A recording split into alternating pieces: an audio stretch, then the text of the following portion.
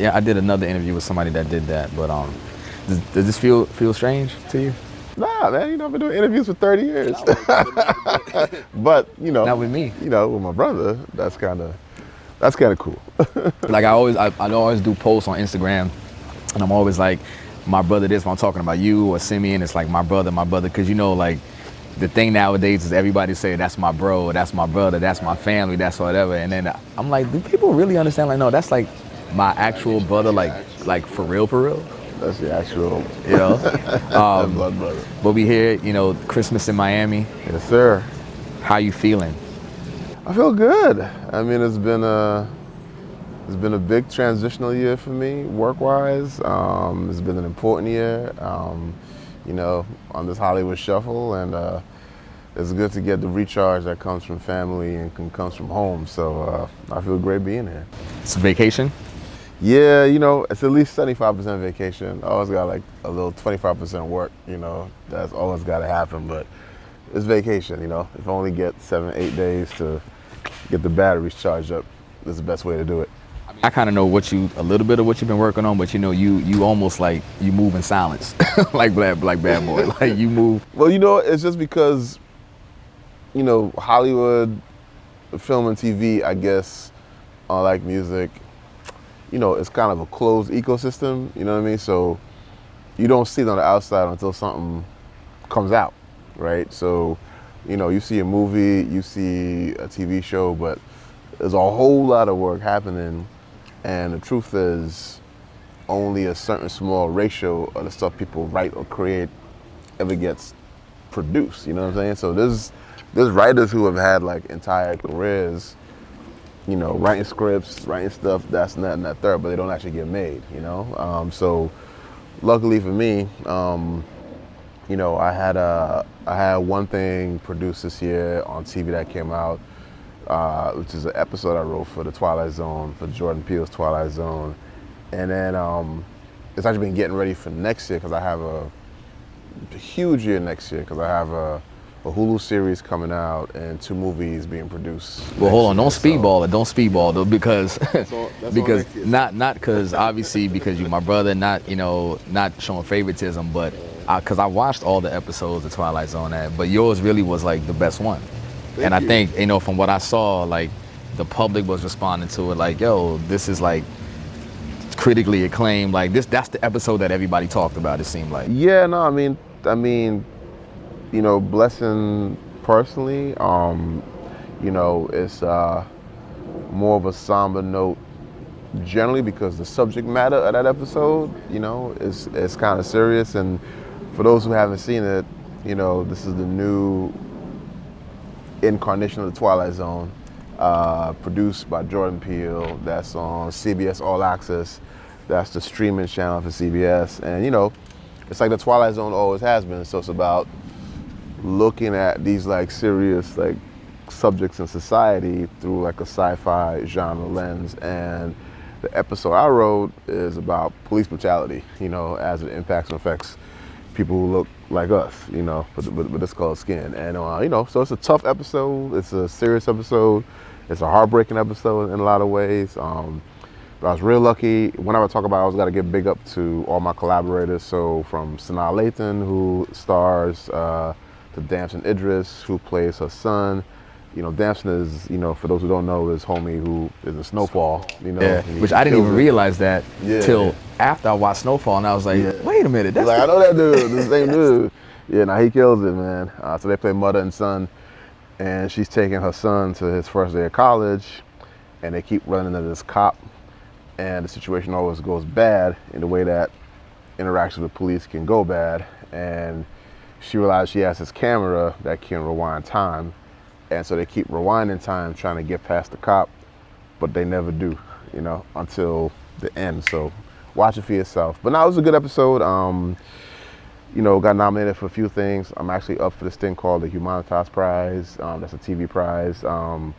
That's in January, so I don't know the results yet, but I had to come back on the show and tell you. But anyway, long story short, without belaboring it, Twilight Zone was my first produced episode of TV or film, and it was dope, man. How does somebody like Jordan Peele reach out and say, I want Selwyn Hinds to write this, or does it happen that way, or do you write something and say? It did in that case. It doesn't always in that way. Sometimes as a writer you get referred by your representatives, your agents, you know. I guess the way to describe it, it's so hard breaking Hollywood down, like if you have no idea how it works.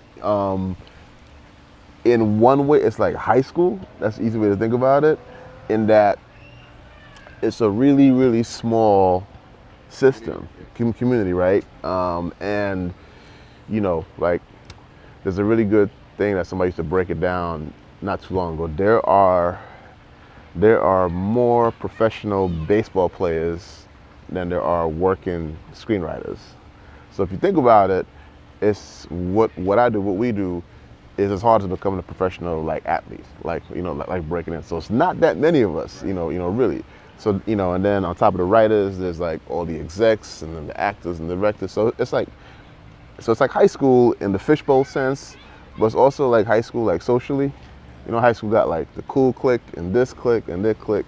So imagine, you know, which I actually did in high school and you did at a junior level, you're the new kid in the school, right? You suddenly show up and you're in 10th grade, right, and you gotta figure out, you know, who's in, who's out, who's this, who's that. You gotta, where you belong, you gotta sort your way through. So, you know, that's part of the networking side of how you build your stuff as a writer. So it's also how, you know, work comes to you, you know what I mean? So it'd be like, you know, somebody like Jordan who's got his crew is like, oh yeah, that's that dude over there. You know, I've read his stuff, he cool, I wanna work with him, right? So part of it is networking, part of it is just being, you know, really dope on the page so people have read your stuff and, you know, whatever. So usually what happens is a job opportunity comes up, and for every job there's a whole gang of people trying to get that job, you know. So there's always like competition involved, but, you know, it can be stressful, you know, because you hear no way more than you hear yes. But it's fun, man. I mean, I have been writing in one way or another, you know, as you know, since I was 5, 6 years old. So this is like, what I'm doing now is like my ultimate manifestation of, you know, being Caribbean, being American, being black, being a guy who has, you know, strong opinions and being able to put it in art so the world can see it, you know. Is it more difficult, like, being a black screenwriter than just, like, being in Hollywood? You said it's difficult in itself because it's such a small community, but then now when they're looking at the pantheon of screenwriters and it's like, okay, you got all these guys and then you got a few, I'm sure they're like less black writers than anyone else. So that makes it even. That's a huge challenge in the business in general. I mean, it's a huge challenge in our culture, right? In our society, you know, black writers, you know, men and women are way underrepresented in the business. And, you know, like everything else, you got to work twice as hard, you know, 3, 4, 5 times as hard, you know, to do you and get your name out there and cut through and actually work, you know. And everybody goes about it, you know, their own way, different way. I mean, for me, it was kind of an interesting challenge at the beginning, you know, because you know, it's like I've had 2, 3 careers before I got into this, you know what I mean? I didn't really jump on this bandwagon until I was, you know, in my late 30s, really, you know, which has been a minute ago now, you know, and I was coming off of a long career in hip hop, right, and in the media. So when I went out there, you know, the first set of things people would be like, yo, you want to do this dance movie, you know, you want to do, like, I kept getting all the, like, rap projects, you know, and, you know, when you're trying to break in as a writer, like, you are, you know, the whole cliche starving artist, like, you starving for real until you start working. So for me, it was a huge thing to say no to all those jobs, right? I turned all those jobs down, you know, even though I knew I would get paid and, you know, whatever, but it was important to me to not do what happens to black writers a lot and get pigeonholed, right? You didn't want to be the guy coming out of hip hop doing the hip hop stuff. I want to write the Avengers, you know what I'm saying? I love rap, yeah, and I will do some hip hop stuff, but if you come out the gate, like, you that dude, you know, they want to put you in a box. So I was like, nah, man, I'm trying to write Batman, Superman, Avengers, you know what I mean? Like, and then I'll do some, you know, I'll bring my hip hop sensibility to that, you know? So luckily it's worked out that way now, so. But the foundation of you, of me, of us, of our family, obviously, you know, originates in Guyana. Yep. But you being my older brother, one of my older brothers, shout out to Simeon, you have a different Guyanese experience than I have. Sure. What was Guyana like for you? Because you were like a teenager and actually living it differently than me. I was a baby. Yeah. No, it makes those years count. I would say I did an interview for one of the newspapers in Guyana when I did that HBO deal, when I got that thing or whatever.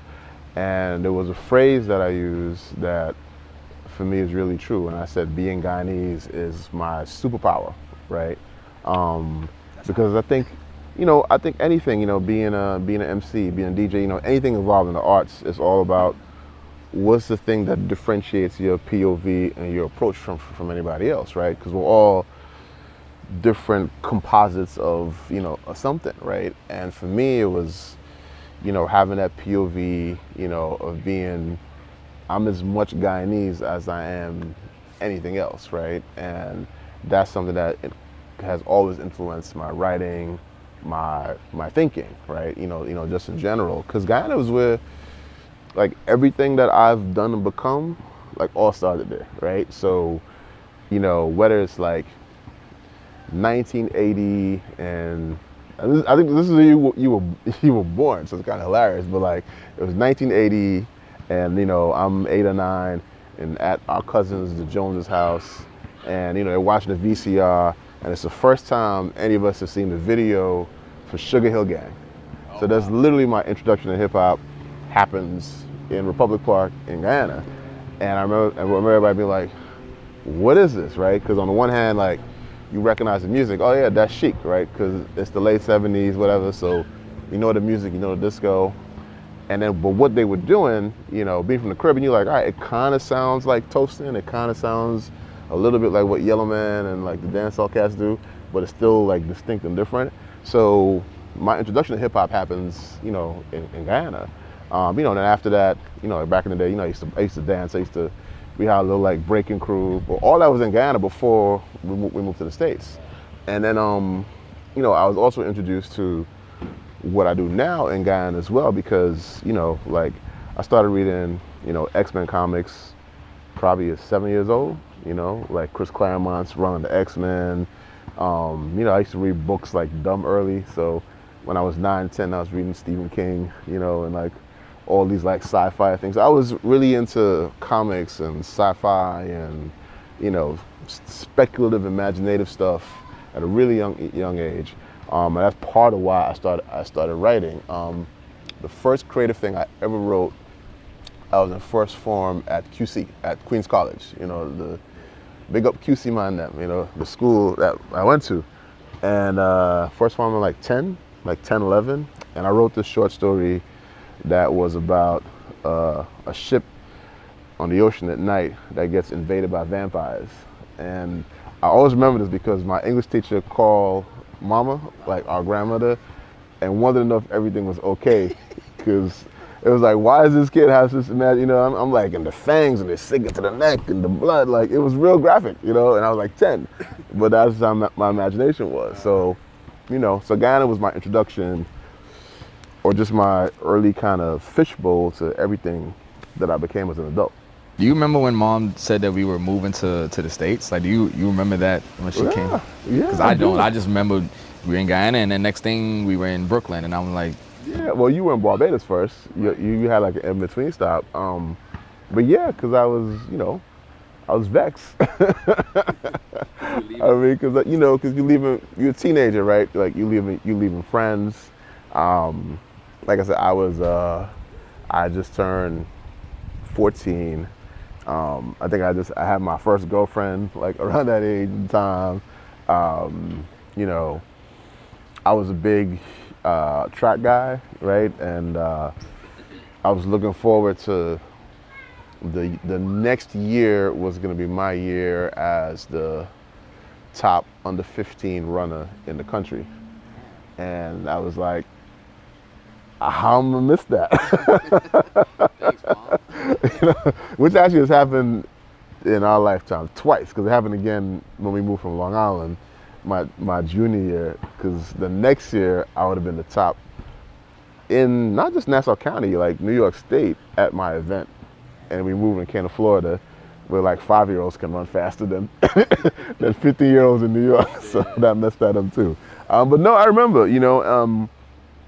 I mean, the thing you gotta remember, or you may not remember, is this is in the mid '80s at a time when there's a lot of migration from not just Ghana but the Caribbean as a whole to the States. So, I'd always had friends like every year, like, it's almost like a ghost movie. Like if you took a picture of like our class, like every year a few faces would vanish. You know what I mean? They disappear because like people were moving. They go to Canada, they go to London, or they come here, and it was just our turn. That time. So and this is also like I talked to my daughter who's 18 about this. I was like, imagine like there's no like Instagram to keep up with you. Like you gone. You can't even like really call. The most you could do really, which I did, is write letters. You know what I mean? And which seems crazy now. Like the world now is just so much smaller with the ability to stay in touch. But when you were leaving a country to move to another country as a kid, it really felt like you were saying goodbye to this life, like forever.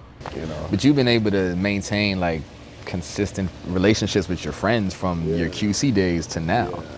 I mean, it's not something I take personal credit for. A lot of it has to do with just what growing up there meant, you know what I mean, and how tight those bonds were. Because in terms of how we kind of stay together, like you probably remember this. We only went back home as a family like one time after we left. Like it was like it was '87. It was 2 years after we moved up. So my friends and all of us, we were like 16 then, which is like a good age, and that was cool because my boys had just started driving, and we kind of hung out. But then after that trip at 16, I didn't go back home again until I was 27, until I was like a full-grown adult with my own money. And in those intervening years, luckily there's such a big GT community in the States, so people will come up, you know what I mean? Like I'd see people in Brooklyn around Labor Day time. So there was always some level of like making some kind of like, maintenance happen. But, 27 for me is like a little more than 20 years ago now. So since that time happened, I have been consistent about, staying there. And yeah, man, I mean, that's my crew, that's my posse, that's my friends who sustain me. You saw, obviously you saw things when we moved to Brooklyn as a teenager that I was oblivious to because I was like 6 or 5. But like, I remember in your first book, Gunshots in My Cook-Up, the chapter, I think chapter 3, Starlight Nights, like, correct me if I'm wrong, but didn't you mention something about like you almost got killed walking down Church Avenue or something like that? I almost got killed in Brooklyn a few times. There's just one incident in that book. Or there might have been 2 in that book. Now that chapter is just about Starlight, really. I would say the best metaphor for because we moved to Brooklyn, like I said, it was '85, which is like smack in the middle of like crack era, right? So Brooklyn then is not gentrified, Lena Dunham, Williamsburg. Like this is a whole other Brooklyn, like, you know what I mean? Where it's like, oh, you scuff my sneakers, it's crazy. The first day I went to school, JHS 240, I used to have to go catch the bus on Nostrand and Church. I think it was a B39, I can't remember, 41, I don't remember. But my first day going to school in Brooklyn, now you probably remember this, but our viewers might not know. So like, Guyanese boys always get like a gold name bracelet, right? And I'd had my name bracelet, since I was yay high, right? And the first day I go to school in Brooklyn, I'm coming home, and this dude starts to fight with me, right? And me thinking I'm being whatever, I take my bracelet off and put it in my bag. This is before anybody starts swinging, because I know, because he's like jumping up and down and like kicking my leg. So I'm like, all right, I'm gonna get up and like fuck this dude up, right? I'm gonna take this gold bracelet off and I put it away, right? And then I get up and we start fighting, and then 2 of his homeboys jumped in, so it's me fighting 3 of them. And eventually, like, the bus driver stops and breaks it up, and they get off the bus. and they had another cat who went in my bag and took my bracelet. This is my like welcome to Brooklyn. This is my first day at school in Brooklyn, and I was like, oh, why did we move here? You know.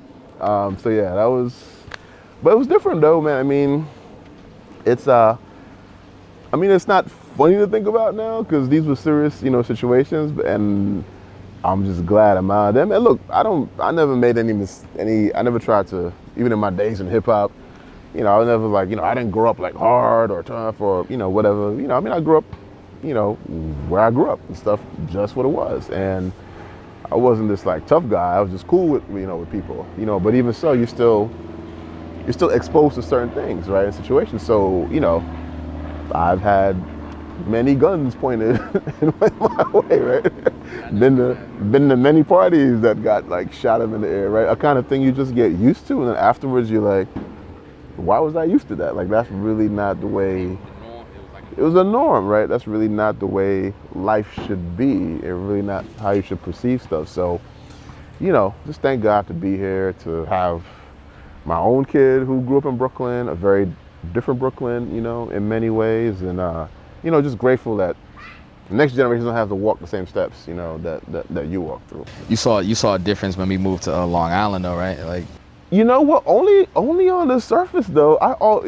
Actually, the other day, me and my boys were actually cracking up about this out in Freeport, where we moved to, and we were like, if our parents really knew what Freeport was like, I don't know if they would have moved there. But it's like, and I mean, it was great. It's that part of the like immigrant experience, right? Especially for Caribbean immigrants, where you work hard, you put time up, and you're always trying to move forward for your kids, right? Better school, better neighborhood, better house. And for us, it was leaving Brooklyn to move to Freeport, Long Island, right? Which was like, okay, we're not all, what was it, 5 of us in a 2-bedroom apartment in Brooklyn, right? It's not that, it's a house, you know what I mean? There's a yard, it's Long Island. But Nassau County, Long Island, especially back then, especially those towns, Freeport, Baldwin, Hempstead, Uniondale, it was all people from Brooklyn and Queens, right? We all came out there. And it was really rough, you know what I mean? Like in ways that I don't think I told mom anything, man, that happened. The night we were on, I'm in 10th grade maybe, on Main Street in Freeport at the Jamaican party. And, cops come in and take us all out and lay us all down in the middle of the road, with guns to our head, like all kind of crazy stuff in Long Island, right? And there was because again, it was still the crack era, and that was permissive over the whole thing. I don't know if you remember this, but when I was in Freeport, we started this organization, this anti-drug organization, because a good friend of ours, this kid I knew, Chris, and again, this is 10th grade, maybe? Chris got caught in a shootout, with a couple of dealers, got hit and died, right? And it was kind of last straw, so we kind of organized and, but throughout my years of high school, drugs and especially crack and the spill off from that was always a big issue, but Freeport was great, man, got to run track, hip hop, right? Like Public Enemy then was right next door, so like we knew Flav, we knew Chuck and them in high school, EPMD came out. That was actually a big time for like Long Island rap. And because of where we were, right, a lot of it was real intimate, around the school. Yeah, I mean, we didn't know Rakim back then because he was from Wyandanch, which is in Suffolk, which is really far. But everybody from, Buster went to, also like us, was from Brooklyn and came to Uniondale. It was like a neighboring high school. So Leeds of the New School were from right in the same, you know what I mean? So it was a real kind of fermentive time for Long Island rap music. Is that where your I guess your affinity or appreciation for hip hop really began? Nah, that started in Brooklyn. I mean, no. I mean, it started in Guyana, right? But that is because I'm sure you saw there's a difference like in watching the Sugar Hill Gang in Guyana, and then all of a sudden now EPMD. It's a difference, but so I would say like the things that define like the rap experience in Guyana, right? Like seeing Sugar Hill. But I didn't mention this. Like the bigger influences was Beat Street, right? Because Beat Street drops in '82, and everybody is dancing, right? You know, everybody's trying to be rock steady, you know what I mean? And New York City breakers. So the years in Ghana, early 80s years, you know, you might you might call them pre-rap years, right? But they're still hip hop culture driven in the multi-element kind of factor, right? Right. So we had this crew, the Whiz Kids, and I always remember I had this tape, because that was the big thing about living in the Caribbean, right? You get tapes, right? Whether it was music tapes or VCR tapes of shows, right? You'd also get tapes sent down to you, you know, like little capsules of American culture that you hold on to, right? And I had this tape that had all the joints. Like if it was 1982, you know, it was like White Lines, you know, Rockbox, you know, Schoolie D, you know, Cold Crush. Like it was the illest, like early 80s rap tape. You know what I mean? So Ghana was still very hip hop engaged in that way. Now, Run DMC marks a stylistic and seismic change, you know, in hip hop. So I hit New York. We hit New York in '85, like just as that's happening, right? So like literally, the summer '85, we're moving to Flatbush, and it's all about, you know, it's Lottie Dottie's is the hit, you know, The Show is rocking, Salt and Pepper are doing their thing. So that hits us like full in the face, like as soon as we go to Brooklyn. So it's really Brooklyn, even before, you know, Long Island. And then also, you know, summertime in Brooklyn then was all about, you know, you're on the block, you're on the block, you're on the block, and then Friday and Saturday night, you know, we all be on the stoop, big ass boombox, right? Like cliche, but a boombox. 40 listening to Marley Marl and Red Alert, you know, and I mean that was amazing. You know, you just sit there and hear stuff come out. You know, first time I heard Eric B. is president, you know, it was just sitting next to the radio, you know, and that song comes on, and it's like, how is that dude rapping? You know what I mean? Like, you know, like hip hop was still kind of contained enough, right, that you could experience those changes organically, like right there at that moment, right? And you saw something shift, right? Like you had never heard anybody rhyme like Rakim before, and then the song comes on, you're like, yo, like you can rhyme like that now? You know what I mean? Like the rules change or whatever. So yeah, so it's really Brooklyn, and Long Island takes it to a different level. And then Mom comes and says, hey, we're moving to Miami. I mean, I tell people, like when I do stuff in Hollywood, that I think my whole life has been training for this, right? Because writing movies is about writing characters, and it's being able to, like, you know, like what makes me able to, you know, write a movie and there's like 10 different people in it who are main characters, none of whom bear any resemblance to me at all, right? One of whom might be an alien, you know, like how do you make those things on paper become like three-dimensional beings, right? And how do you do that and you're doing 5 other things at the same time with all, you know what I mean? So literally on an average day, I got like 60 people in my head who all talk different and sound different, right? So it's kind of crazy. But part of the reason you can do that, or at least I can do that, is because of how much we moved and because of all the different places we've been. Even later on when I go to college and do the Army and all that other stuff, like it's like all along I'm collecting characters, I'm collecting people. So I know what people in 1980s hood Brooklyn feel like, in Long Island, in the Caribbean, in Princeton, New Jersey, at Fort Jackson, South Carolina, right? So I'm able to, in Miami, right? So you're able to like inhabit those characters and bring them to life. So, but of course when Mom tells me in 11th grade, we're moving again, just like in Guyana, like it's about to be my senior year, right? Half the reason I think you go to high school is to be a senior, right? Just to be like, finally, right? Like I get to be in charge, right? And you know, like I said, I ran track, and you know, this was gonna be like my year and my event. You know, I had a girlfriend, like all the things that make you be like, I cannot believe. And I try to be like, can I stay at our friends, like the Basemores? We had these good family friends, you know, can I stay with them? Can I stay by my aunt in Brooklyn? Yeah. But you know, Caribbean parents, we don't really play that. They were like, nope, you don't really have a say, you know. So I came to Miami, you know, going to another brand new school as a senior, which is crazy. You're the new guy all over again. New guy all over again, new city, new culture, new people, new ecosystem. But again, I'm super grateful looking back for that time here because I learned so much, and met so many people. So. Did you get a culture shock hip hop wise coming from the Yeah. EPMDs and Rakim and How much do you remember that time? I can't. I mean, you were obviously super young, but me and I was Sim, in my own little bubble being my little 8-year-old self. Like I yeah, wasn't worried about that's what you true. were I mean, doing. you 8, but I'll tell you though. I mean, like, so this is 89. No, 88. 88. This is 88. So coming down here in 88, and I can't remember if it was at Killian. It's probably before that. It's probably like the first time I went to Richmond Heights, maybe. This neighborhood behind where we were at. But wherever it was, the first time I saw somebody pull up in the kind of rides we used to pull up with the speakers in the back, playing the music that back then, I don't even know if it still exists, but that they call bass, right?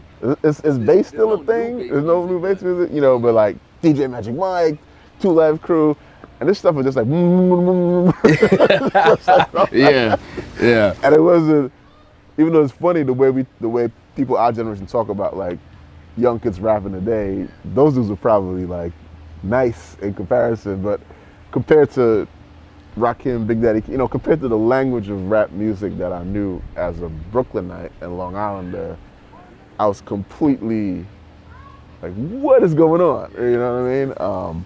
But yeah, man, there was that whole car culture thing, the bass thing, the Cuban culture thing, right? Miami was its own ill mix, But like I said, everything has its influence if you open to it, The one thing I remember, I keep having visions of your bedroom, and because when we lived in Flatbush, it's like mom and dad had a room, you had a room, and then me and Sim slept on the sofa bed in the living room. Like that was that experience. But then Long Island cool, 2-story house, grass, but then moving here and it was like warm all year round and shit, and it was like, damn, no, this is okay.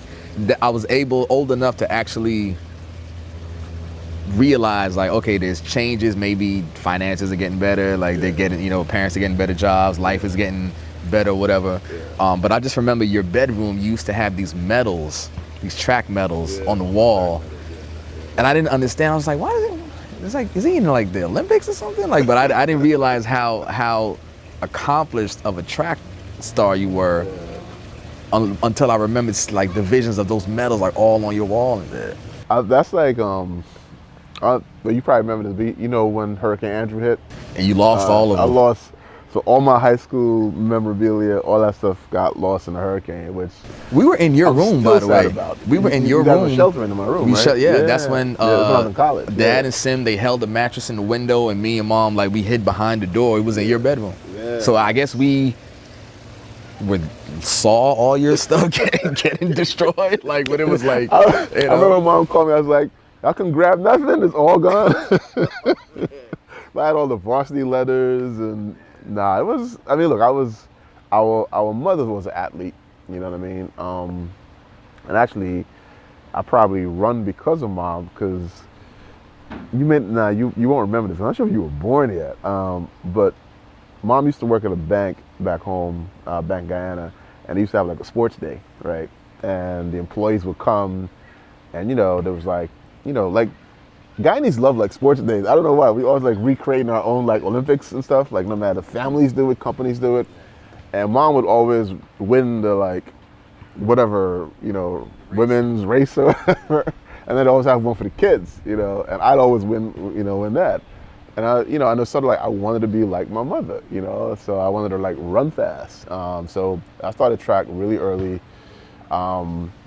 Had a really good experience in GT in Guyana.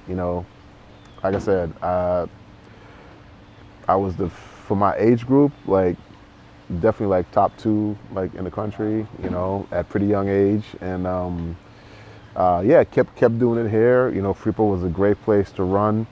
Actually, one of my schoolmates whose son is still in Freeport sent me a picture maybe like a year ago, because we had this wall of fame with like pictures of the student athletes or whatever, and she was like, "You still on the wall and your records are still standing." Wow. And I was like, because I had the divisional or county record in the 100 and 200, and I was like, how am I record still standing with 30 years? Hey, listen, that's no. You need to like blow that up and like frame that shit, like something like that'd be cool to like give to Max or something. Nah, that was the days, man. Nah, I always, it's funny, man. In high school, I was, I was always and I think even our parents knew, right? Like I was always a writer, right?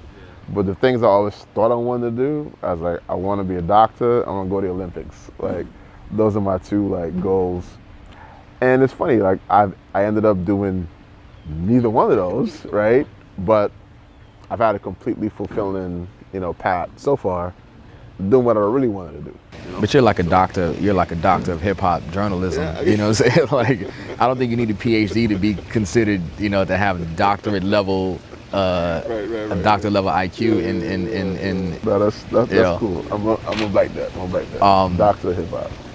Because I was thinking like, you graduate, you leave, but you don't go to college right away, right?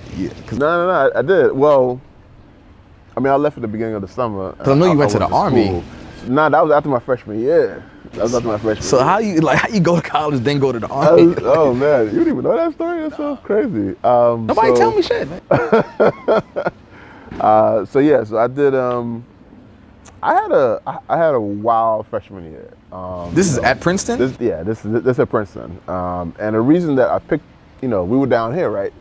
So the reason I picked Princeton because it was close to New York, but without being like in New York, But also they like recruited me really heavily to, run and everything. Right? See, I didn't even know that. Yeah, nah, there was I had like, there was like two kind of schools I had like the academic schools that I like applied to, but I got a whole bunch of track shit though, like UCLA, USC, like. What? Did you get hurt? Like what? I got hurt my senior. That's part of why I stopped. Like I tore up my hamstring my senior year of high school here.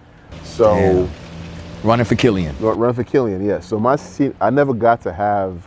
It's so sad, like I never got to have the success as a senior that I wanted because I was hurt and I tried to come back too early. And it's funny, like I remember like the dudes on the team always looking at me sideways, right? Because the coach knew me from my like accomplishments in New York, and he was like, "This dude is dope, right?" And they were like, he hurt. And they were like, "Why you treat him so special?" It was like. I also felt bad. I never really got a chance to show, and they were nice. I mean, like I tried to come back too early, which didn't help. But I at least I helped us to get to, divisionals here in Miami, and also helped us beat, like South Ridge was the big rival. Yeah, still. So we had like the dual meet. So I was like, I don't care how hurt I am, I'm gonna run on this relay team so we could beat South Ridge. So I helped us do that. But I never got to really show my stuff here. You know what I mean? Which is a shame. But my 9th and 10th and 11th grade from New York was so strong that I got scholarships just off of that. But I didn't want to go to school on a track scholarship. I was like, I want to do other things as well. So I wanted to, do the academic thing and the track thing, And then I ended up not doing the track thing at all. So I got to school, I got to Princeton, and I was like, I am back in the Northeast. Like I was literally like in New York, I would say like every night at school. I totally had the kind of freshman year that I would tell my own freshman age, kid not to do. But I wouldn't change it at all. Because it was just experiences, right? So I was in New York at the clubs every night. I was doing, they had a spot called New Yorican Poetry, Cafe. So I'll be doing like oral poetry on stage. I was still dancing back then. I was dancing on Club MTV. Like I remember you on Club MTV. Yeah, I remember I was downtown Julie Brown. Yep. Did you tell Julie Brown you wanted to be a brain surgeon? Brain surgeon. Yep. My first show. I remember that shit. I keep wondering when somebody's is gonna find like the receipts from. It got to be. It's probably in that Viacom office somewhere. No idea what that is. But my first show, because Julie Brown would like pull dancers aside for dancer interviews, and my first Club MTV show, I got these. I look like a straight 1990 New York. Like, you had hoop earrings? Like, I had two big hoop earrings. I remember it. A gray blazer? Yeah, a gray blazer, but overalls with no shirt on. Yeah. So the overalls are like, and they're like flared overalls too. And I got the Doc Martens on. There's 2 big hoop earrings, this big African Shaka Zulu joint. You know what I mean? I look crazy. But it was the time. It was the time. It was the time. It was time to be like a hippie bohemian, you know, poetry, dancing, rap kid. And she was so proud. She's like, this is Selwyn. He goes to Princeton. Like, she was so proud. Did she know you before that? Like, how did she? No. The producers give her a little like thing or whatever. But you know, there wasn't anybody like me on that show, right? And then she was like, tell us what you want to do when you get out of the college show. And I was like, I'm gonna be a neurosurgeon. And I remember clear as shit. I remember seeing that show and being like, there's nobody gonna come to me to get their brain looked at because I look insane. But nah, man. But that was my freshman year, you know, and then we were doing all this political stuff. You know, took over the president's office like twice, you know, because they were like cutting funding for this program that, you know, that took care of rape and sexual like assault victims. You know, that was going on. There was like all this race stuff happening. So in the midst of all that stuff happening, the one thing I did not do was go to class. Like literally like my whole year, right? I mean, that's not totally true, but I didn't go to like classes the way I should have went to class, right? And again, being the family we come from, whatever, before college, I had not only never gotten anything less than an A, I never got anything less than an A plus in any class. I didn't know that either. For 17 years, in any school, right? So my freshman year grades, I always remember this. I was like, oh, my mother is going to kill me, right? It was like, I got the whole alphabet on my grades, right? It's just the whole, from A to Z, the whole alphabet, right? And so I'm like, oh man, you know, so the end of the year comes, I'm spending the summer in New York or whatever. Mom gets the grades and flips out, of course, right? And then I always like tell this story in Hollywood when I'm like, kind of like, because you always got to do your little background, who you are thing, and people always love it, right? So I'm like, here's the scene. You know, I'm in Times Square. It's the old Times Square, right? Not the Disney one now. And I'm on a payphone, and Mom's on a payphone in Miami, and she's like, "These grades are not acceptable. You know, we already called around some of those schools that offered you track scholarships. Like, you can still, like, they want you so bad. Like, they'll still take you. Right? That was the other thing. I also quit track. I didn't even like run my freshman year, right? She's like, you know, they'll still take you. Da da da da da da. You know, because, you know, we're not paying this money for you to, you know, whatever. And I say in completely immortal words of a teenager, I say, I'm 19. You can't tell me what to do anymore. So I'm gonna and I hang the phone up and I turn around and there's a sign that says, need money for college, enlist. And I walk right in from that phone call and join the Army. Like literally like hang up, turn around, oh word, that's a sign from God. Whoop, I want to enlist. I joined the Army right there on the spot. And you almost went to the Gulf War. Oh yeah, very, very nearly did. But again, the military, like every other little ecosystem I got in, like taught me a whole lot, right? And also introduced me to people. I mean, again, like I'm a kid from Guyana who, Brooklyn, Long Island, Miami, you know, Princeton, right? Like, you know, Princeton, like Rupert Murdoch's son is in my class at Princeton, right? Like it's that kind of thing, right? And I go from that to Fort Jackson, South Carolina, summer 1990, it's 110 degrees in the shade, you know, 50 guys in a platoon, and I'm in this, you know, double bunks, whatever. And like literally like all these dudes were like dudes who came out of like a movie, right? Like Jimmy Joe Bob from Appalachia, you know, Ryan from Kentucky, you know, dudes from Arkansas. Cats used to shoot muskrats on the farm for dinner. Like people who I didn't really know like existed, right? But I always also say like that's probably the first time I met like America, like America. Because New York is its own, New York is New York, right? But this is the first time I met like dudes from, like I said, you know, Appalachia, West Virginia, Kentucky, Arkansas, you know, Utah, like just like all over. And I was like, oh, okay, like this is interesting, you know? But they were just as interested in me as I wasn't, like we all found each other like bugged out, you know?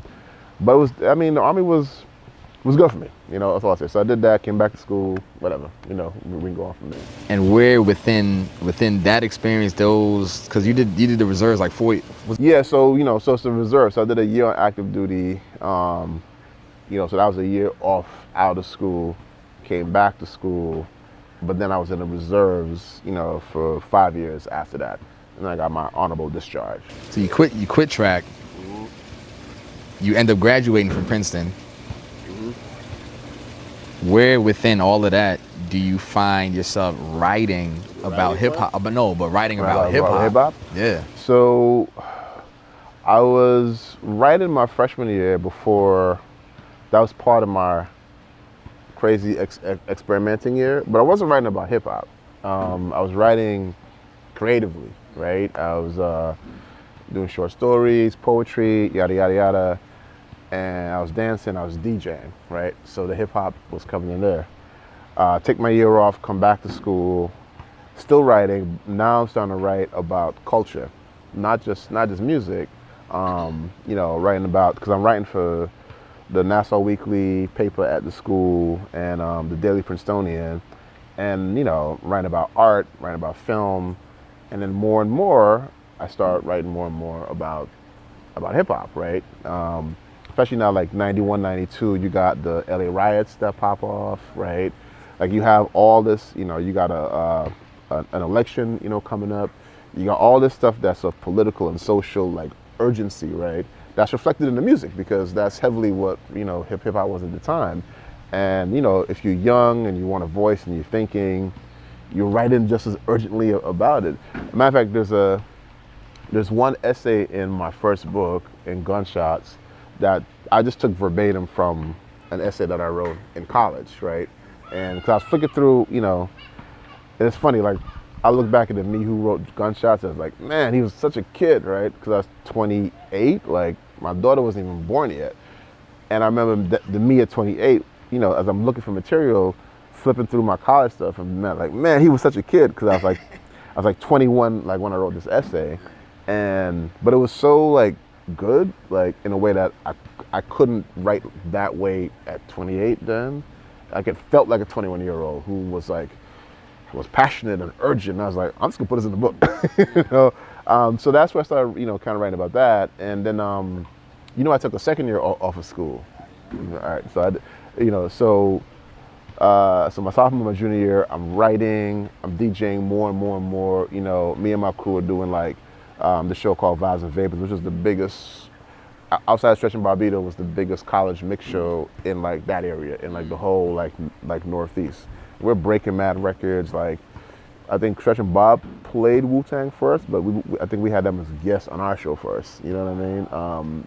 Like it was a really, really great show. And rap really is kind of becoming everything, like in my lens. And right before or end of my junior year, I'm reading The Village Voice, which we all read back then, right? Which is a place that you could get like just smart criticism and also music writing. Like big ups to Nelson George, Greg Tate, Lisa Jones. There are all these black writers there who were just freaking amazing, right?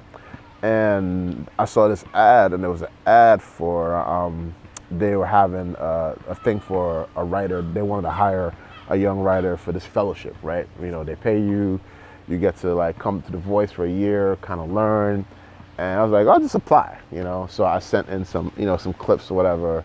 I get the phone call, I go do the interview, and it's the arts editor, Lisa Kennedy, and she tells me something, then that's kind of stuck with me. She's like, for such a young writer, you have an incredibly developed voice, right? Like voice is the thing that writers use to define, right? Like anybody can put words on a page, right?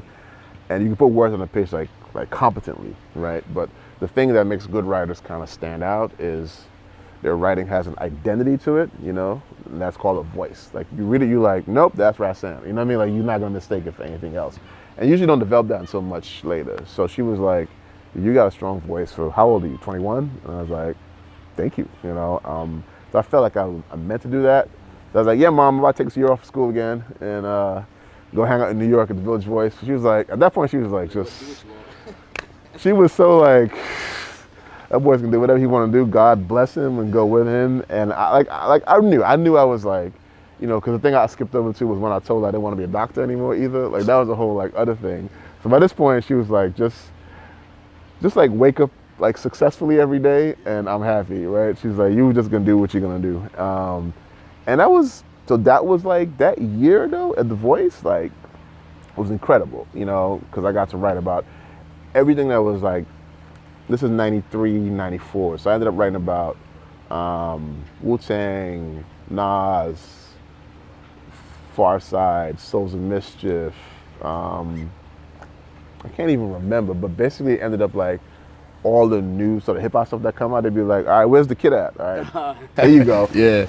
And then at the end of that year, that next summer, I got to write about, you know, the Roots' joint.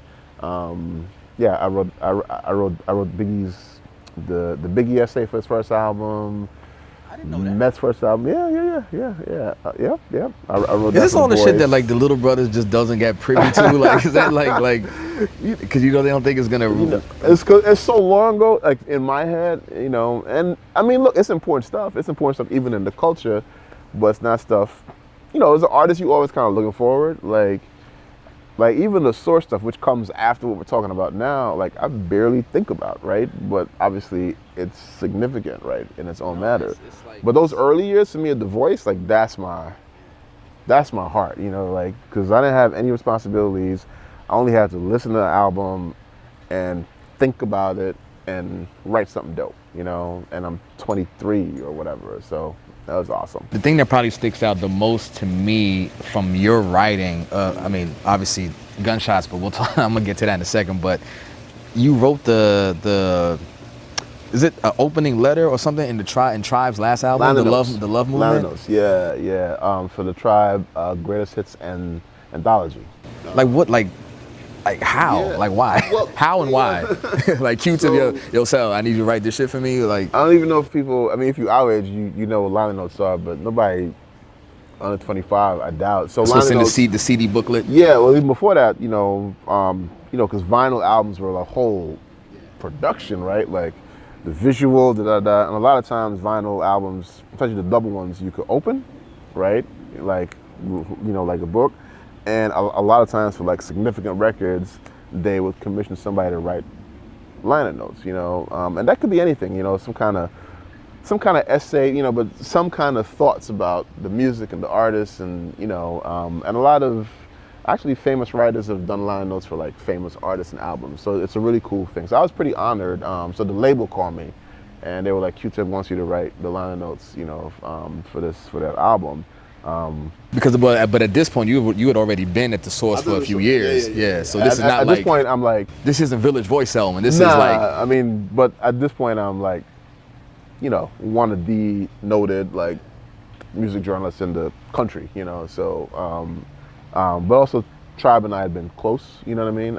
And they were and still are my favorite rap group, you know, of all time. So that was just as a fan. It wasn't even a journalist. That was just like a huge like honor. So I need to go dig those up. I don't remember them very well. I remember like opening the CD case, and I'm like reading it, and it said, "Oh, by Selwyn Seyfu Hinds." I'm like, God damn it! Like again, like what is cool? Now one day I keep saying I have to get like an intern just to literally like just gather all your stuff, everything that I've written, like that's public, you know, because I don't. All my Voice stuff, I don't really remember all the, rap pages stuff. It's a lot of stuff, you know. So I just want to get it all and be like, show my kid, be like, look, I wrote this, you know. Now it made me think about it because I DJed with Jerobi twice in the past 3 weeks, like 2 times, and so the first night I spun with him was during Art Basel, and I didn't get to speak to him. This is my first time meeting him. So I did my set, and then he got on right after me, and then I had to go do something else. But the second time, I actually got to build with him and talk. We didn't get to talk about the liner notes, but I thought about it, and I was like, damn, wait, this nigga don't even know like my brother wrote this shit in the anthology joint. Yeah, that was a good one. That was a fun one. But from Village Voice Selwyn to Source. That jump. Yeah, like that, because you were the editor-in-chief, but you were music editor first? Yeah, so I guess the chronology is, so I'm still in my year off, right? And I'm at The Voice writing. I have to come back to Princeton to finish my last year of college. So my last year, like your senior year at that school was, you're writing your thesis or whatever. My thesis is about rap, But your thesis was about rap? It's about rap. Oh, that's dope. Yeah. That's dope. That's dope. Because I'm still like, actually, my thesis was actually really another key fork in the road, because at this point, I conceivably was like, I think I could stay in school and go like the academic route, like do a PhD or whatever, and kind of like be engaged in music and hip hop from a critical, like academic, standpoint, or I could do the journalism one, right? But either one is about writing and thinking. My thesis, I remember, I did not like the grade I got on my thesis, or one of my advisors, I didn't like, because you have two advisors, right? And my advisors, they had opposite viewpoints. One of them was like, this is incredible, it's an A+, yada yada yada yada, and she was thinking about it more in the, kind of writing, like artsy kind of vibe, and the other one was thinking about it from a real academic vibe. And she was like, I don't know, he needed to cite more academic sources, and I'm like, I can't, because it doesn't exist. I'm creating it right now. And I was so turned off by that like approach academic point. I was like, I don't want to do that. So that advisor made me not go get my PhD. And so that was also like, all right, I guess I'm doing this, not. So no, I'm not. I was mad back then, but I was like, literally, this scholarship does not exist. Like, now, yeah, you can go and you can cite, Jeff Chang, Can't Stop. Like, there's a ton of books now. There's like no books back then. I mean, I'm like, all this stuff is coming from me interviewing people and me forming like some kind of coherent thought around what I think about this art form, right? And she's like, I need you to go find 3 books by 3, old people to verify why. I'm like, you know what? I'm done with school. Right. So I never went back to school. So I get out of Princeton, I go back to The Voice as a staff writer, and I'm writing about, again, music, art, film, all this kind of stuff. And then at some point along the line, I start, and I was also doing, when I was doing my senior year in school and writing my thesis, I was still writing for magazines. So I actually wrote for Vibe that year, The Voice still. Never wrote for The Source though, like while I was in school. I tried to write for The Source. I tried to actually get I tried to write for The Source. For an editor who worked for me later on, we used to laugh about this. This is when I was a senior in Princeton, and I sent this nice letter because they wanted, some article about something. But anyway, I didn't get the job or whatever, right? And I remember telling him 2 years later, he was like, oh my God. I was like, nah, y'all diss me. I was like, my first interaction with the source telling me no. Actually twice. I didn't get that. That was to write an article. And I think, the same summer that I applied for the Voice Fellowship, I also applied for, the Source had an ad, because back then the Voice ads had like everything in there, right? The Source had an ad for like an associate editor, which is like the real entry-level position. And I was like, oh, okay, I'm dope, right? And I sent my clips, same thing, right? I ain't heard nothing, nada, never hit me back. Diss me. 3 years later, I'm running the joint. That's just hilarious. But yeah, so, first year at The Voice, just start, you used to send like, cover letters or whatever, to different magazines. And then an editor from the Source called me, and they had Raekwon, and Raekwon's about to drop his album. Oh, Cuban Links. Yeah. And they were like, do you think you could write this story as a cover story and turn it around in like a week, right? And I was like, of course I'm gonna say yes, right?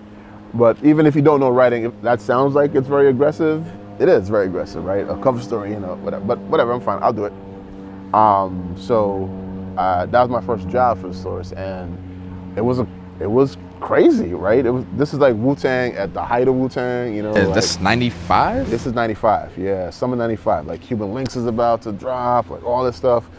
So I go, it's a dope story. I was supposed to meet them at this photo shoot, and they were shooting the cover for the magazine, and I would get all my interviews, and that'd be that, right? So I go to that interview, you know, RZA and Jizza and, you know, everybody else except Ray and Ghost, right? Because they were whatever. And then the shoot's done, I still have to talk to them. So I'm like, yo, you know, can y'all do this, whatever? And they're like, we got to go to Staten Island. You know, you should just roll with us. We'll talk on the way or whatever. So I'm in the back seat, Raekwon's driving, Ghost in the front seat. We're going to Staten Island in rush hour traffic from New York. So it's packed on the BQE, takes forever. And I remember this because they had just got out of the studio with Jodeci. And they had just done Freaking You remix? Freaking You remix, Ah. right? So like, I'm thinking we're gonna talk in the car, but literally Ray keeps rewinding his verse. You know, the stacks like an international house of pancakes, right? Like, bump, bump, bump. Like, I remember that like it was yesterday, because I was like, I don't want to hear this verse ever again. Because the verse would play, and they'd be like, yo, shine is fire, da, da, da, da, da, da, da, da. And they'd be like, rewind it again. And the whole way for an hour. And I'm just like, this in the backseat, like, oh my God. So we get Staten Island, and important point, you know, for those who are not from New York, especially the age we grew up in New York, you didn't really go to other boroughs. Right. This is my first time in Staten Island at 24, right? First time Staten Island, right? And not just Staten Island, to Park Hill, or or is it Stapleton? I'm gonna get confused who's from who. It's Park Hill, right? So they pull from the projects, right? And they're like, we'll be right back. And they bounce. And I'm alone in the backseat of the car. And you remember 95, the hairstyle, is it 95? But you remember the hairstyle Meth used to have? With a one side braided and half one side afro, afro. yeah. So that was like a Staten Island thing, right? So this is like, you know, twilight, you know, so it's starting to get dark. And you know those Nat Geo like Shark Week videos? Like when you're in the water and you see like a shadow, and then all of a sudden you're like, oh, it's a great white? So I'm in the back of the car, and like dudes is coming out like of the shadows, right? And they all have this like weird ass hair, and it's like 2 of them, then 4 of them, then 5 of them, then 10 of them, and they're surrounding the car. And I'm not mad at them really, because like I'm a stranger sitting in front of the projects in a car, and they're like, who is this dude, right? And this is 1995, right? There's no smartphone, I have a beeper, right? I don't know where I am. There's no subway off Staten Island, and like I'm trapped, literally trapped. And so, you know, let's go by.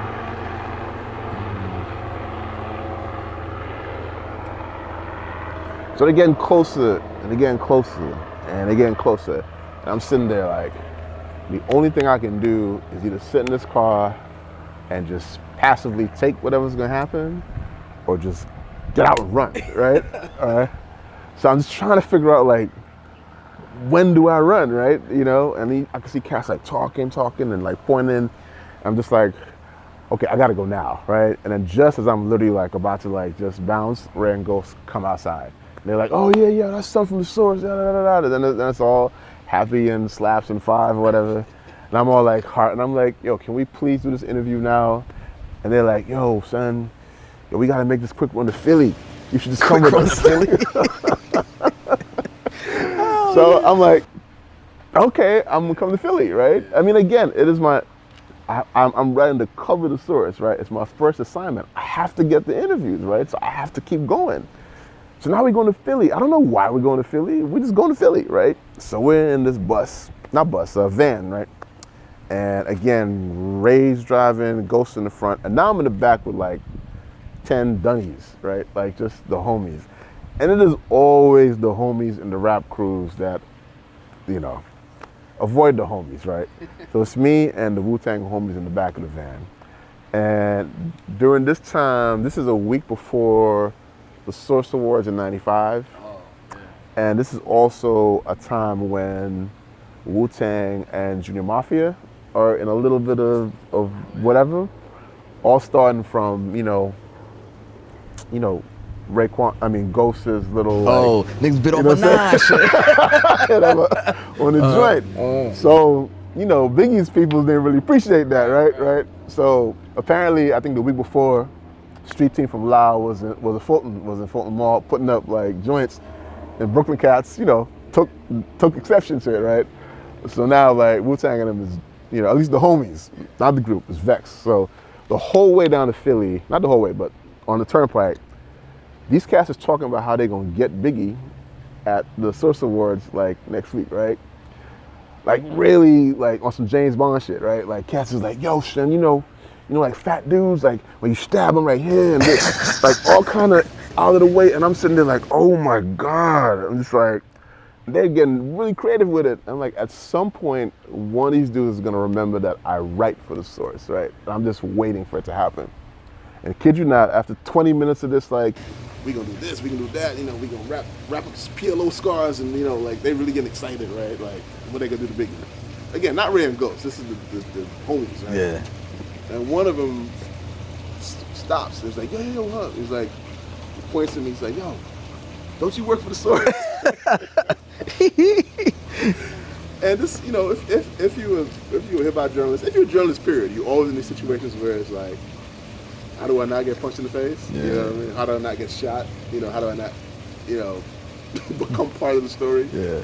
So I'm like, I have like half a second to figure out how to elegantly kind of like, get my way out of this.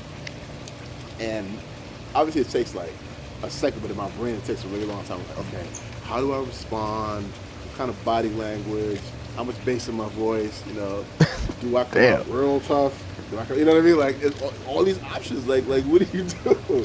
And I probably can't recreate the actual, response, but I just was very cool, and I just like looked at homie, and I was like, I just write for them, man. Like all of this ain't necessary.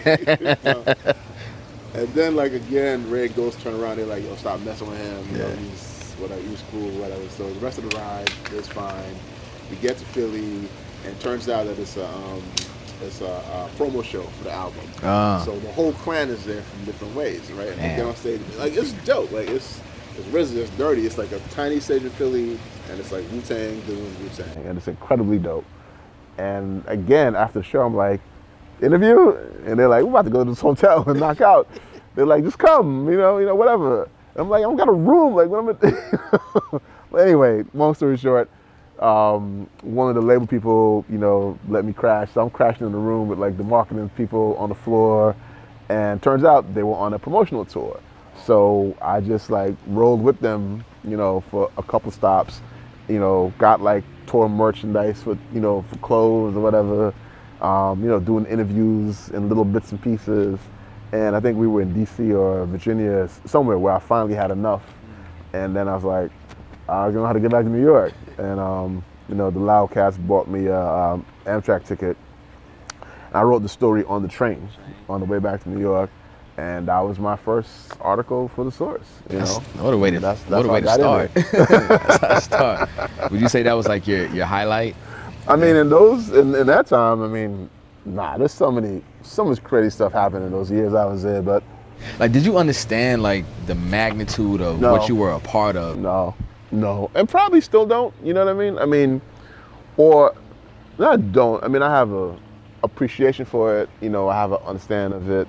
But you get reminded in different ways, and even when I was there, sometimes stuff would remind you. Again, we of the generation, the like kids now with the Twitter and stuff, like, I don't know if you really know what it means to like not get any info about hip hop at all from your artist, except from a magazine, you know what I mean? Or radio if they did an interview or whatever. So like imagine we were like all of Twitter and social media and Instagram like in one thing, right? One thing. That's the responsibility that we had. And then you didn't get anything else for another month. Yeah, and it was like you gotta hold this for like a month. Be like, oh, what is so and so up to or whatever. And but stuff would happen even then that would let you know. Like I remember writing this op-ed because as editor I wrote the op-eds or whatever. This op-ed about just kind of going for your dreams or whatever kind of language that was in. And this kid who was homeless in Detroit read it, and I remember because one day somebody from the front called me and was like, some random person's here asking to see the editor, and I was like, who? I know who it was, but it turned out that this kid had read the joint, and it moved him in whatever way, and he does want to rap or whatever, and he was like scraped some coins together, took the Greyhound to to New York, just to come to the source to tell us like thank you for like inspiring him, and we ended up helping him to get like a job, just like a low level kind of like cleaning job or whatever at Hit Factory or one of the studios, and I'm not sure what became of him, but he found a new foothold in life because he read something in the source, so it was that kind of thing, but again, I mean, we were young, so it's hard to fully appreciate what you're doing while you're in it. Yeah, I mean, at that age, at that point. Yeah. Like I remember at some point them saying like the source was like the Bible of hip hop. You know what I mean? And it was more it was more important than Rolling Stone magazine. It was more important than Vibe magazine. It was like if you really want like the true essence of the culture, you gotta get the source. So me being a teenager, graduating high school, going to college, and then me like always saying like who my brother was, it was like people were like, damn, your brother write for the source. I'm like, nah, well, he run that shit. And then Rich Medina, when I talked to Rich, he said something really dope that I never thought about. He was like, yeah, I'm one of the people that he caught wind of you, became familiar with you because he paid attention to who the people were who made this thing look the way it looked. You know what I'm saying? Who structured it the way it was. And I'm like, damn, I never thought about it like that. Like, at the end of the day, the way that shit got received by the public was under your control or under your guidance, and I was like, that's a really, really, really, really cool thing. Yeah, that was the job, But I wanted to ask, like, because of that position, I remember my friends in college at the time thinking that you could like get us a record deal, you know what I mean? Because of who you were. He's like, yo, he can introduce us to whoever. He knows everybody, da da da. But I remember again in the Gunshots book, chapter 2 being, my brother the rap star about me. Like, what made you write that? Like, where was your mind at? Like, why was that even in the book? Yeah. Because I found your narrative and your story inspiring, and also, again, as a storyteller, you always looking for, it's like different ingredients that like go into like making the whole meal, whether it's a book or a movie or whatever. And a book that's a collection of chapters, a collection of essays, because at the time you were of a generation that I no longer was of, in rap music. You were 19, 20 at the time. You had a POV, about hip hop. It was a way to tell multiple stories at the same time.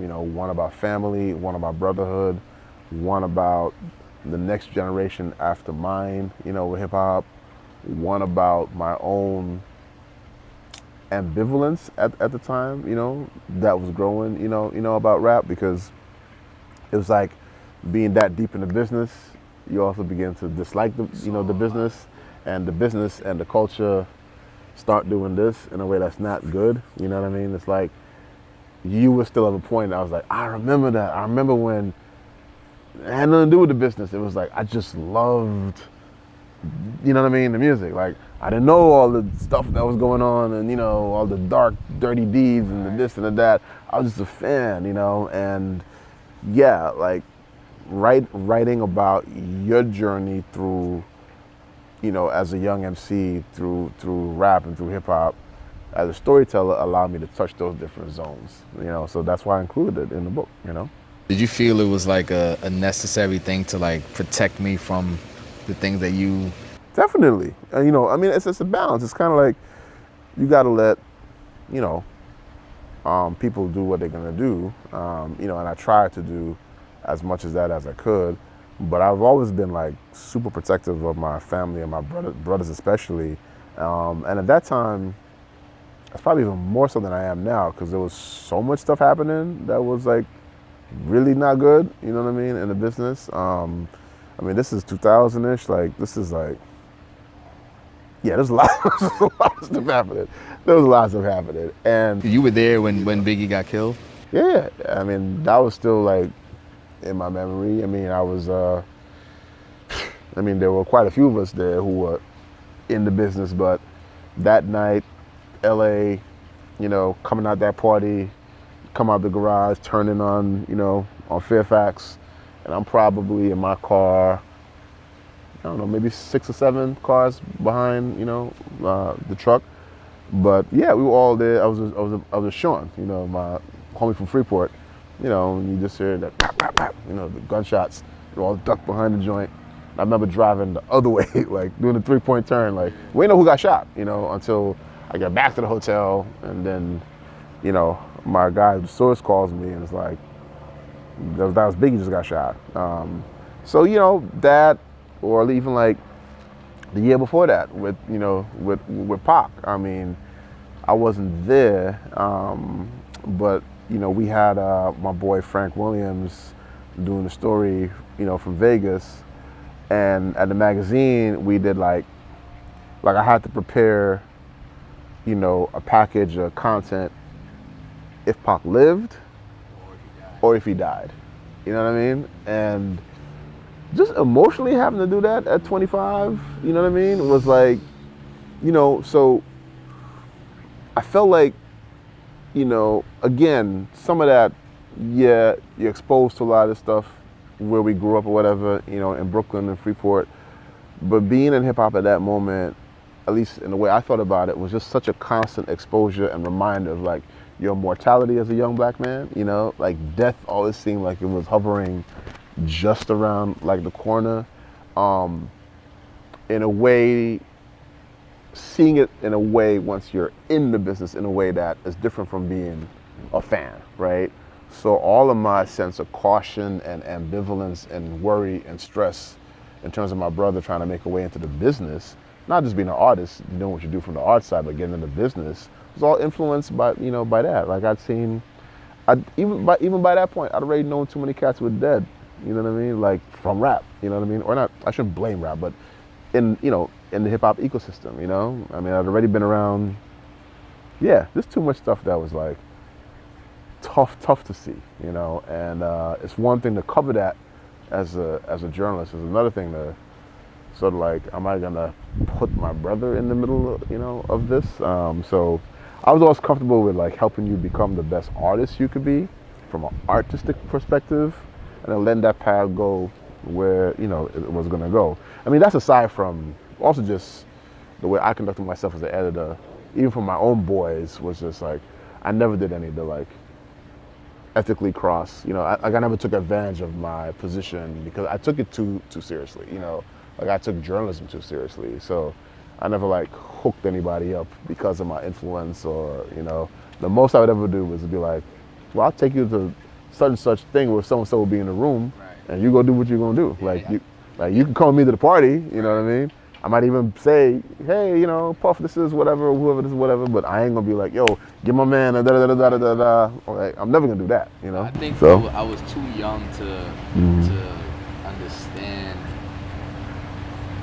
that you operated that way, and it was a point where like I guess I felt some resentment because I felt like you should have, could have, why didn't you? Those are all the questions I had, but because I was 21, 22, and I'm like, I remember you taking me to Russell Simmons' house in LA. I remember being on the red carpet, the BET Awards, and linking with Mark Pitts. I remember the party we went to with Jay-Z in the Village, and and all these things, and I'm like, well, why doesn't he just, yo, my little brother's dope, sign him, like, and then, so it made me question within myself, like, well, am I really dope or am I fooling myself? But then I remember like walking through Brooklyn Heights and you telling me, yo, you have a really dope voice and blah, blah, blah, like at 15, 16. And so I'm like, am I talented? Does he not think? Because everything artistically that I've done was to impress you and Simeon. That's it. Like from a rap standpoint, from a dressing standpoint, stealing your clothes, stealing his clothes, stealing your Rolex, like driving his car, all the shit that I did as a rapper and as a DJ, I'm like, because I want my brothers to think that I'm dope. You know what I'm saying? And creatively, like it all started from there. And then, I'm like, okay, now that they think I'm dope, now I'll accept the accolades and the appreciation from others. But it all started with you and Sim. But like because I want to know, like for you now, you've been able to come see me like DJ at Live or see me in different. I'm so proud of you, man. Like I tell my people all the time, like in LA, like the path that because you have to carve out when you're in a multi-sibling family. It's challenging, right? When you're in a multi-sibling family where people are at least sort of in the world that you're in, but have accomplished, whatever. Like, it's always a lot of pressure being so-and-so's brother or so-and-so's this or whatever, like, always. And the ability to like the easy thing to do is be like, I'm gonna go be a plumber, right? Like something totally way left, like, over here. But the fact that you walk, like, you've had to learn and grow to walk your path as a brother, as a man, as an artist, as a businessman, independently in a way that's influenced and, fueled by what your older brothers have done, but is like distinctly yours, right? And that is no small accomplishment. Like, I be in Guyana, like my brother's more celebrity than I ever will be. Like they'd be like, yo, your brother spin and live, and be like, yeah, like you trying to tell my boys like, yo, we got to go to Miami, it's almost like it's the reverse, like I remember when I was whatever, because I don't really do that stuff anymore, but 30 whatever, I get in all the rap clubs, whatever, like, yo, Selwyn, come on in. I'm like, I'll be happy when I'm with my brother. I'll be like, man, he get me in everywhere, like I don't gotta work, like I don't gotta think about it. I'm like, man, I'm with Fly Guy, you know what I mean? And that's man, look, man, finding your true self, finding your true north, like I said, artistically, and more importantly, like humanistically, right? Like who you are as a human being. It's got nothing to do, and I'm almost glad, just to jump back to the rap thing, that rap has evolved this way, outside of the clutches of like signing to a label, or whatever, because it ain't got nothing to do with that, man. I think our middle brother, probably, even if he won't articulate it, probably learned that lesson like the earliest, right? Like, do a thing that you love to do it well, and derive joy from it. That's it. That's it. It ain't got nothing to do with, I sold 1 million of this, or I got like, that is so hard to find in this life and in this world, and gets so much harder the older you get. Like, it's precious, yo. There are so many people who never do either one of those things, right? They never do the thing that they love, and they never find joy in it, right?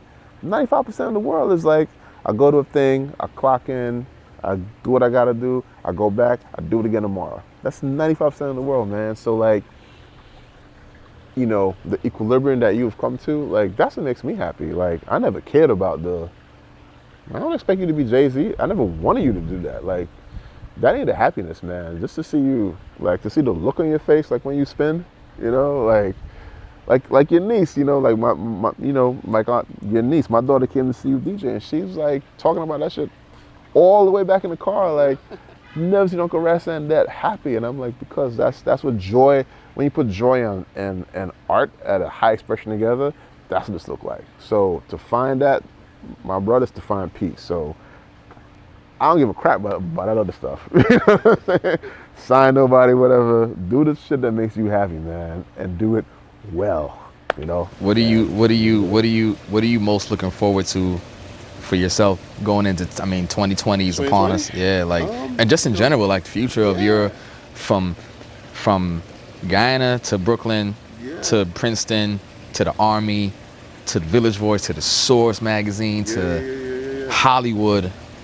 It's been, I'm trying to look back, because I can easily get caught up in the, like, it's been an ill journey, yada, yada, yada. And I think the thing is, for me, like, I'm constantly trying to reinvent and evolve. So I'm always trying to look forward, and I'm also trying to find that thing, like, I'm there, but not that I'm describing to you, right? Like, trying to fully resolve, like, my art and my joy and my life and my contentment with it.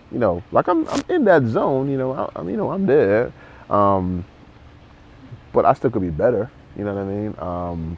I still could be happier, I still could put a less stress on myself in a way that allows me to enjoy the things that I've been able to achieve, right? I'm still trying to find that balance, right? And that's an ongoing pursuit, whether you 20, 30, 40, or 50, you know? And, you know, I mean, on a more material level, like I'm looking forward to getting 2 movies made next year, which in our business is like a big deal, right? Spike Lee directing one of them. Spike Lee's directing one, you know, next summer that's gonna be a big Brooklyn hip hop, samurai sword, like ill kind of epic, you know, and that'll be exciting, right? And you know, and again, trying to take the lessons from it, you know, kind of like the way 25-year-old me might have reacted to that is not the way I would now, right? Like, for me, I am trying to keep everything, not to be on some yoga shit, but it really is that, like, trying to be like, where's the spiritual value